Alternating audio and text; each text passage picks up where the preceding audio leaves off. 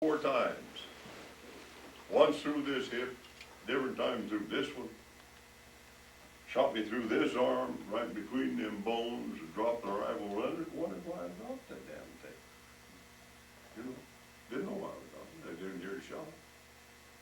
And the next one, I got through the fatty part of this leg. Fatty part, no, it didn't hit the bone, that's what I mean. But anyway, and I stuck a bayonet through my shoulder in the night.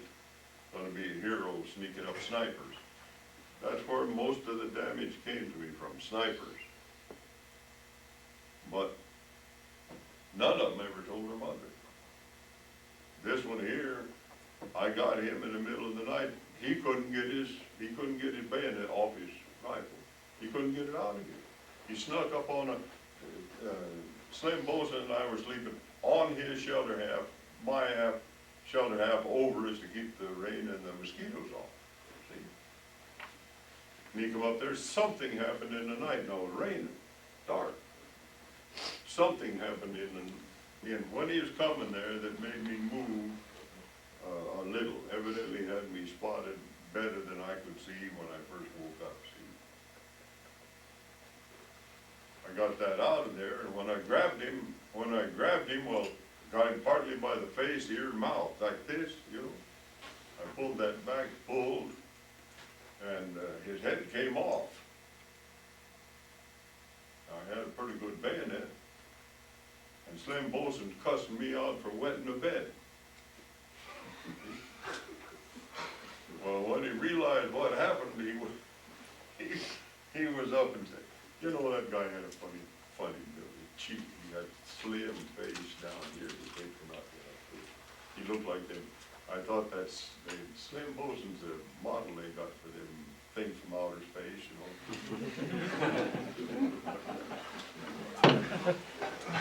Well, it wasn't long until I was down to about 100 pounds again with the Army. They started us out. Corregidor had food, we didn't have food. We'd eaten the horse cavalry, Philippine horse cavalry, 26 cavalry. Some of them horses, if somebody said, whoa, you choked to death on the gravy, you know, willing to stop. Old horses, caribou, we ate them. Killed a monkey, killed a baby monkey. Had to kill his mother to get it to the ground. And I knew the Filipinos ate monkey, and this kid, he come up there, heard the shooting. I shot twice. I shot the baby, she run to grab it, I shot her. I was feeling sick inside for doing that. But when the kid come up there, well, he wanted the monkey, you know. So I give him the big one, and I told him, bring me a piece of the little one, see, and cook it done.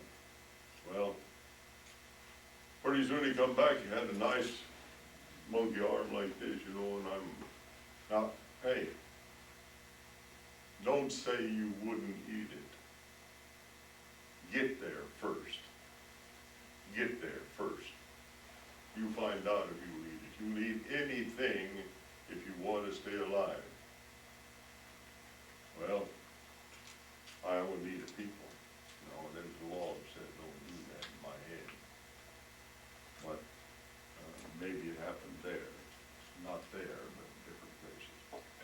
Anyway, here I am eating on that, see? And I eat this here little part, little monkey, you know, not too big. Then I turned around and gonna get this bite, and I got this like this, and when I pulled on it to get it out of there, I flinged it out of there.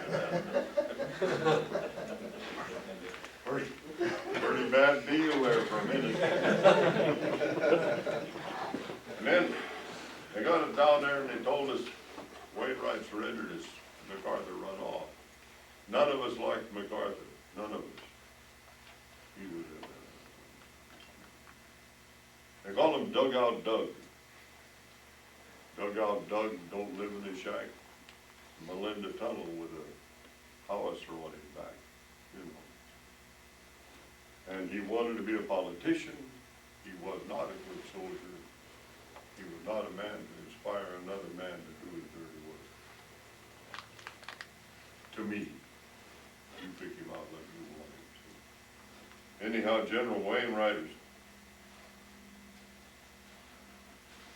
surrendered this and I didn't want to. But they were issuing 3 to 4 rounds of ammunition a day. If you found a dead American, you took his ammunition. You didn't care about carrying anything else because you weren't strong enough to carry wristwatches and money and the 45 and all of this stuff. You had one of those. So, when they asked for somebody to go get water, and I still had the hole in this side where this bullet had come out, had a hole in this side, a big old patch over it. This bayonet thing, this was strapped down, and they put a bandage over that, and they said I had some sulfathiazole on that, and that's all it was, so don't take that off of there even if it gets to bothering you. Keep it on there so it'll help you. Well, anyway, when they wanted a water detail, well, I said, I'll go. But I hadn't brought my rifle in.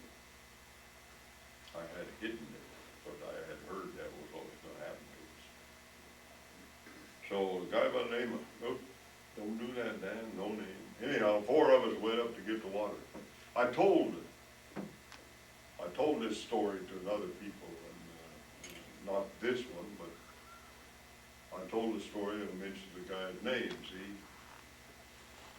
And I said, so-and-so, and he told me, Dan, he said, I can't eat that rice. He said, it got more worms in it than rice. See? It's got more gravel in it than your teeth can stand. And I said, well, that name, I said, if you ain't gonna eat it, don't throw it. I'll eat it. Well, 2 days later, he was dead.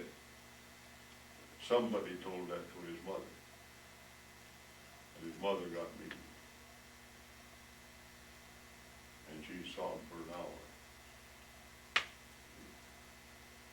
So I don't use names anymore, but I got them still in my head. Well, anyway, when we got up to where the water was, I set that bucket down, and 4 of us went up the place, and 2 of them went up a hill, and I said, don't go that trail. If I was a Jap, that's where I'd set a rifle. Get somebody up there. I said, you don't know everything, Emery, and so away they went. And there was a Filipino, American-born Filipino named George Abapo. And the last I knew, he was still alive. I've seen him in Manila later. But anyway, he was American-born, and he stayed with me. And then I heard the Japanese coming. So I run into the brush, into the branch. You can't imagine how hard that was to take that medicine, because all of that smells like that man, and there's nothing worse than a man that's been laying in the ditch that long. Dead, bad smell. And you can't get it off you. You can wash your hands in the mud, that don't help. That's all I had. But I had the quinine and I had the sulfathiazole. The dysentery stopped almost immediately. And I got a little quinine while I could keep from going blind. I get a little bit blind every time I get the chills and stuff. Keep from doing that. I got down that river and there were 2 kids there, and they started backing up when they saw me. Well, some Filipinos were pro-Japanese. And if it had been grown men, I'd have killed them. But I just couldn't make me do it. And so I crossed the river, and I figured I better learn to run again, and wasn't long until I was doing about, well, anyway, I wasn't doing no 4 minutes a mile. But I was running. And running the hog trails, and the Cabin Plains are flat, and some of them below sea level. And the water in there is saline mostly. But they got some fresh water, and you could tell where it was because that's where the animals went to drink, and you could smell that, see? You could smell that difference. And when I got there, of course, it's dark, and the moon is up, but you can't see down in there, and down in that Kogan grass, and they had them, Kogan grass, they had them termite mounds, and that was grown up on there, I'd have to get up on them to see where the mountains were. Then I'd get myself reoriented about every so often. Well, anyway, when I got to this one place, well, I commenced to circle to find water that was fit to drink, and I found some, and cleaned it out, and then clean out a little hole, and then drink in there, and don't get too many pollywogs and stuff. And you're bound to get a few, you know, you can't see it, you gotta drink. Don't say you wouldn't do it. Maybe you wouldn't, but you wouldn't be telling it. Let me tell you that. Anyway, I finally got a big drink, and I went and found a hole in one of them termite mounds, sniffed in it pretty good, got in there, big enough to get in. But what happens is something eats the termites, and then something eats whatever eats the termites. Then the dog will bring it out and drag it out and get pups. Something will try to get the pups and make the hole bigger, and the guy can sleep in there, see how the rain and cold and bugs and everything, well, a few bugs. But anyway, and I slept. And I don't know what time I went to bed, but I woke up with daylight, and I listened, and everything sounded all right. And I got out, and there was a guy on one of them mounds, Jap, and I pulled up my rifle, I was going, and I heard somebody fill it behind me. And I didn't even have to look, I knew what the sound was, I just figured it out. They come out there and got me, stripped me, pulled the bandage off, and it had been itching terrible, and the maggots fell out. The doctor told me that made me lie. They were beautiful white. I don't know when the eggs got in there, but they thought that was real funny. Kicked my legs out from under me, the big judo trick, that's the one they knew. Trumped me, kicked me in the crotch, trying to kick them off. I covered myself. When I come out of it, the skin was gone off my knuckles and the back of my hand. They got me up naked, started me down the road, took me down to where the Americans had paved it. I was naked. I'd been tanned to the waist. The sun came out, got on the, come hotter, it was already out. And on that pavement, I had blisters on the back of on my backside, legs, back of my legs, big blisters. I didn't want them broke because I knew there wasn't the water. Keep that. I have to keep that. Hear that, will you? Keep that. Don't waste it. Underneath my pads on my feet, blistered. I could tell there was water under the pad. They took me down to a place and put me in a field. Now I'm not too far from where they surrendered us.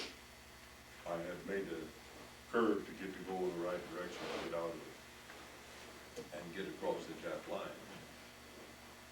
Well, there's a dead guy laying out there, and he was pretty big round. But I went out and laid by him. Had been a synchronous fever, you know, synchronous. Looked like a turnip, only it's got a brown skin that thing. Had been that, but this guy was laying in there, and I was naked. So I got out there, and I finally got his belt loose, got his pants off of him, got his tennis shoes off of me, got his shirt on. He wasn't as long as me. Well, it wasn't, 6 feet, but